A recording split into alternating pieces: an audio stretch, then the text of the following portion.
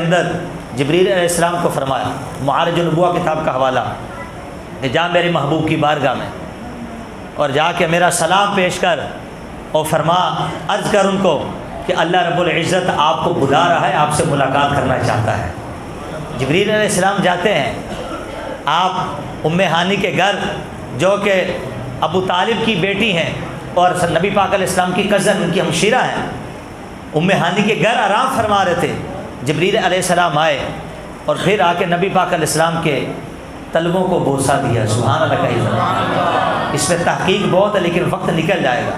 اور پھر اس رات جبریل علیہ السلام کہتے ہیں کہ رب نے میرا پورا جسم نور کا بنایا اور میرے ہونٹ کافور کے تھے، کافور ٹھنڈا ہوتا ہے، کہتے میں کبھی زندگی اس ریزن کو، اس حکمت کو سمجھ نہ سکا، لیکن جب میں نے اپنے کافوری ہونٹ مصطفیٰ کے تلووں پہ مسلے اور حضور کے سینے میں ٹھنڈک محسوس ہوئی، پھر اس رات یہ حکمت مجھے پتہ چلی، اس سے پردہ اٹھا کہ اللہ نے میرے ہونٹ کا پھول کے کیوں بنائے ہوئے ہیں۔ طلبوں کو چومنا تھا نا، سبحان اللہ۔ جبریل تیرے مقدر پہ ناز کرو، یہ تجھے سعادت ملی ہے کہ تو نے مصطفیٰ کریم کے طلبوں کو چوما ہے۔ سرکار بیدار ہوئے ہیں اور جب غسل کا ارادہ کیا تو آب کوثر کا پانی پیش کیا گیا، سبحان اللہ کوثر، پھر جنتی لباس زیب تن سرکار کو کیا گیا، اور پھر سفید رنگ کا دابا، یعنی جو گھوڑے سے چھوٹا گدھے سے بڑا، خچر کی مانند۔ امام راضی رحمۃ اللہ علیہ تفسیر کبیر میں فرماتے براق بجلیوں کا مجموعہ اور صاحب مواہب دنیا، آپ فرماتے ہیں کہ براق بجلیوں کا مجموعہ، نور کی سواری جنت سے آئی ہے، وہ کوئی وہاں پر پٹھے نہیں کھاتی کیونکہ نور کھانا نہیں کھاتے۔ اور اگر سرکار کی حقیقت خاکی ہوتی، سرکار اگر حضور کی حقیقت نور نہ ہوتی تو پھر خاکی تو نوری سواری پہ بیٹھ ہی نہیں سکتا۔ کہتے ہیں ہمارے آقا کریم وہ ہیں کہ جنہوں نے جنت کی نوری سواری کے ناک کے اندر بھی لگام ڈال کے رکھ دی ہے، سبحان اللہ ہے۔ اور پھر یہ لوگ کہتے ہیں معاذ اللہ حضور ہم جیسے ہیں، ہم نے کہا خاکی تو نوری سواری پہ کیا سفر کرے گا؟ اگر ہماری طرح کا کوئی خاکی ہو، ایک ہماری بنائی ہوئی بجلی کہ اگر کوئی ننگی تار کو پکڑے تو لمحے بھر کے اندر وہ بجلی اس کو خاک کے سر کر دے، یہ تو دنیا کی بنائی ہوئی بجلی ہے، لیکن یہ براق اللہ رب العزت کی بنائی ہوئی بجلیوں کا مجموعہ تھا۔ امام راضی نے لکھا کہ کمال دیکھو مصطفیٰ کریم کی حقیقت نور کا یہ ہوا کہ جب آپ اس براق پہ بیٹھے، الٹا ارتھ براق کے اندر دوڑ رہا تھا، سبحان اللہ، وہ مچلا شوخی کر رہا تھا۔ جبریل عرض کرتے دیکھ تو شوخی کر رہا ہے، میں اللہ رب العزت کی بارگاہ میں تیری شکایت کروں گا۔ تو عرض کرتا ہے اے جبریل علیہ السلام میں شوخی نہیں کر رہا، اپنی قسمت میں ناز کر رہا ہوں کہ میری پیٹھ میں محمد مصطفیٰ جلوہ فرما ہو رہے ہیں۔ اللہ اکبر، حضور جلوہ فرما رہے ہیں۔ سرکار رستے میں گزرے، موسیٰ علیہ السلام کو دیکھا، مررتو بقبر موسیٰ وہو قائم یصلی، کہتے میں موسیٰ نے فرمایا، میں موسیٰ علیہ السلام قبر کے پاس سے گزرا، موسیٰ علیہ السلام قبر میں کھڑے ہو کے نماز پڑھ رہے تھے۔ مسئلہ حیات نبی ظاہر ہوا، انبیاء اپنی قبر میں زندہ کو، سبحان اللہ۔ حضور علیہ السلام نے دیکھا، اور پھر ایک پہاڑ کا ٹیلہ آیا جو جائے ولادت عیسیٰ علیہ السلام کی تھی۔ امام نسائی نے اس حدیث کو ذکر کیا کہ جب وہ ٹیلہ آیا کہ جہاں عیسیٰ علیہ السلام جس پہاڑ پر پیدا ہوئے تھے، سرکار وہاں رکے اور سرکار نے 2 نفل پڑھے، 2 نفل کے بعد پھر دعا کی۔ ارے اگر عیسیٰ علیہ السلام کی جائے ولادت پہ نفل پڑھ کے دعا مانگنا سرکار کی سنت ہو سکتا ہے تو جہاں حضور پیدا ہوئے، سبحان اللہ، وہاں جا کے نفل پڑھنا، دعائیں کرنا، سلام کرنا، یہ کتنا بڑا باعث برکت ہوگا۔ یہ تو سرکار نے ہمیں بتایا کہ جن چیزوں کو نبیوں سے نسبت ہو جائے وہ عام نہیں ہوتی، بلکہ امام الانبیاء بھی وہاں جا کے نفل پڑھا کرتا ہے۔ سبحان اللہ، سبحان اللہ۔ المختصر سرکار آگے بڑھے، مسجد اقصیٰ، انبیاء علیہ السلام پہلے سے وہاں موجود ہیں۔ اللہ اکبر کبیرہ، باری تھی امامت کا مصلی خالی، حضرت جبریل علیہ السلام نے اذان دی، اقامت کی، سرکار کا ہاتھ پکڑ کے مصلی پہ کھڑا کر دیا۔ انبیاء کرام نے خطبے دیے، پھر آسمانی سفر شروع ہوا، اور پھر 7 آسمانوں پہ مختلف انبیاء کرام علیہ السلام سے حضور علیہ السلام کی ملاقات ہوئی۔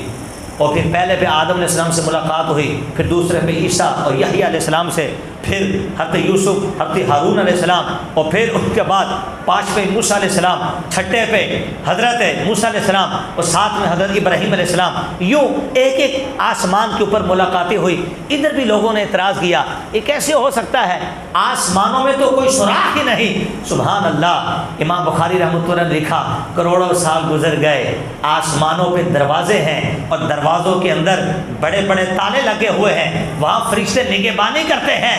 جب سرکار گئے اور جبریل علیہ السلام نے دروازہ بجایا، پوچھا کون، تو پھر بتایا یہ کون ہے، تو فرشتوں نے جھک کر نبی پاک علیہ السلام کو سلامیاں پیش کی.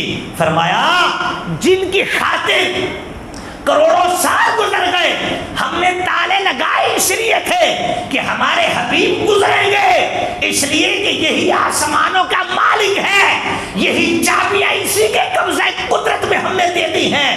جس کے لیے تالے لگائے تھے آج کھلے گی اسی کے استقبال کے لیے. لوگ کہتے ہیں سوراخ کہاں تھا، سوراخ کہاں تھا؟ ارے عام بندے کی آنکھ کے اندر ادنا سا نور ہو، وہ جب آسمانوں کی طرف دیکھتا ہے تو آسمان دیکھنے میں بیچ میں کوئی شے رکاوٹ نہیں کرتی، تو جس کا جسم ہی پورا نور ہو. سبحان اللہ. پھر ان کے لیے کیا رکاوٹ بیچ میں آ سکتی؟ پھر مسجد اقصیٰ میں حضور کیوں گئے؟ بہت ساری حکمتیں ہیں کہ مسجد اقصیٰ میں ہریالی، سبزہ، وہاں انبیاء کرام علیہ السلام کے مزارات، انبیاء کرام علیہ السلام کی ہجرت گاہ، نبی پاک علیہ السلام کعبے سے پہلے اس طرف منہ کر کے نماز پڑھا کرتے تھے، وہ قبلہ مصطفیٰ کو دکھانا تھا. سبحان اللہ کا. اور پھر آخری حکمت فرمایا اقصیٰ کی چھت کے اوپر، وہیں سے سرکار کی سواری اوپر پرواز کی، کیونکہ مسجد اقصیٰ کی چھت کے اوپر وہ آسمان کا رستہ تھا جہاں مصطفیٰ آسمانوں کی طرف پرواز کر گئے.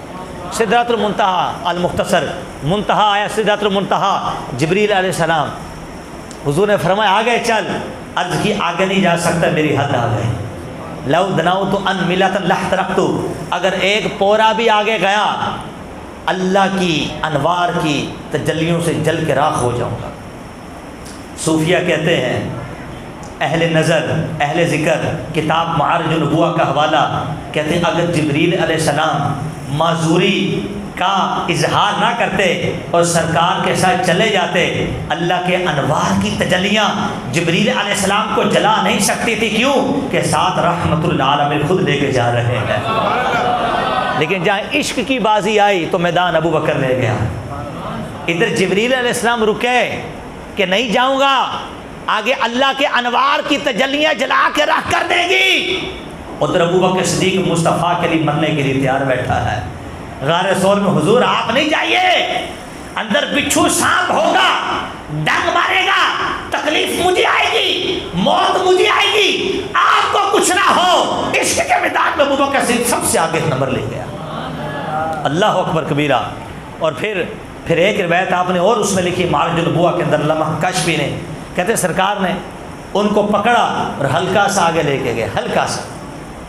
اور وہ جبریل کے جس کے 600 پر اور 2 پروں میں آسمان اور 7 زمین بے بس، وہ جبریل اللہ کے انوار کی تجلیوں کی تاب نہ لاتے ہوئے بمثل چڑیا کی طرح چھوٹے سے ہو گئے اور ان کا جسم کانپنا شروع ہو گیا، اور سرکار ان کو چھوڑا اور پھر پرواز کر کے آگے تشریف لے گئے.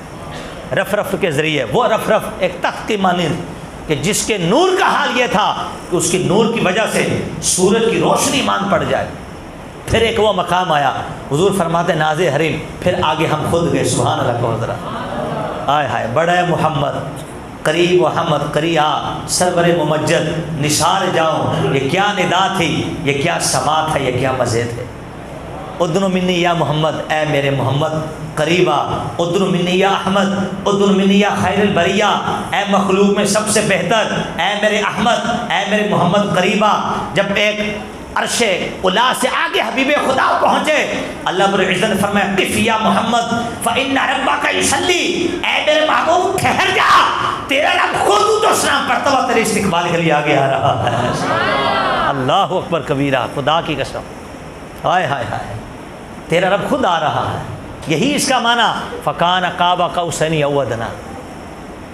اس محبوب اور اس جلوے کے اندر 2 ہاتھ کا فاصلہ یا اس سے بھی کم کا فاصلہ رہ گیا تھا. ثم دنا، رب الجبار عزت ہی عبداللہ بن مسعود نے اس کا معنی بیان کیا بخاری شریف کے اندر کہ نبی پاک علیہ السلام اتنے قریب ہوئے اللہ رب العزت کے کہ 2 تیر کمان جتنا فاصلہ رہ گیا. کمان جب اس سے تیر چھٹتا ہے تو کمان اگر 2 یوں رکھے ہوں تو بیچ میں فاصلہ کتنا رہ جاتا ہے بتائیے. کیونکہ عربوں کے ہاں 2 ہاتھ کا فاصلہ اور 2 تیر کمان کا فاصلہ کا مطلب یہ ہے کہ ان کے ہاں انتہائی قربت کا معنی لیا. یعنی بالکل جب 2 ہستیاں بالکل قریب ہو جائیں اس وقت عرب یہ کہا کرتے تھے کہ یہ بندہ اس کے بہت زیادہ قریب ہے. اللہ رب العزت نے عرب کے کنسپٹ کے مطابق فرمایا فَكَانَ قَابَ قَوْسَيْنِ أَوْ أَدْنَىٰ. سبحان اللہ, سبحان اللہ کہی ذرا. ناز حریم میں کوئی کہتا ہے 70,000 باتیں, کوئی کہتا ہے 90,000 کلام, کوئی کہتا ہے 1,30,000 باتیں. قرآن نے بس اتنا بتایا فَأَوْحَىٰ إِلَىٰ عَبْدِي مَا أَوْحَىٰ. اللہ نے اپنے بندے کی طرف وحی کی جو وحی کی, اللہ جانے اللہ کا معبود. بس اس بیان کا آخری نقطہ, اپنا بیان اختتام کی طرف.